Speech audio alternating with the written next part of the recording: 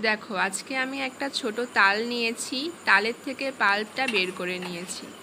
বাটিতে কয়েক টুকরো এলাচকে থেতো করে নিয়ে তার মধ্যে আমি 2 চামচ তালের পাল্প, 2 চামচ চিনি, 2 চামচ ময়দা দিয়ে ভালো করে মেখে নিয়ে এরপরে আমি আবার সমপরিমাণ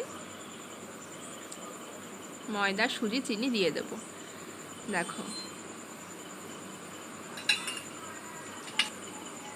সামান্য একটু লবণ দিয়ে দিলাম।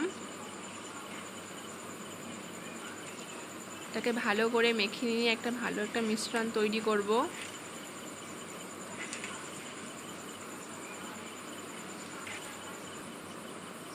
আবার 1 চামচ ময়দা, 1 চামচ সুজি এবং 1 চামচ চিনি দিয়ে দেব।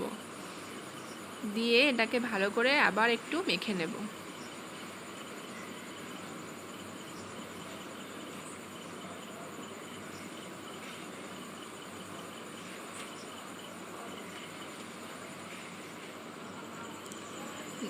ডোটা তৈরি হয়ে গেছে।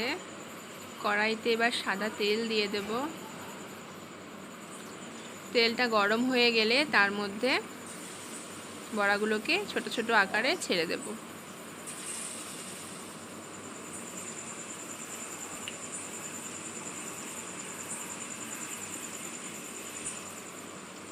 দেখো নিচের পিঠটা ভাজা হয়ে গেছে, এবার এটাকে উল্টে দিলাম।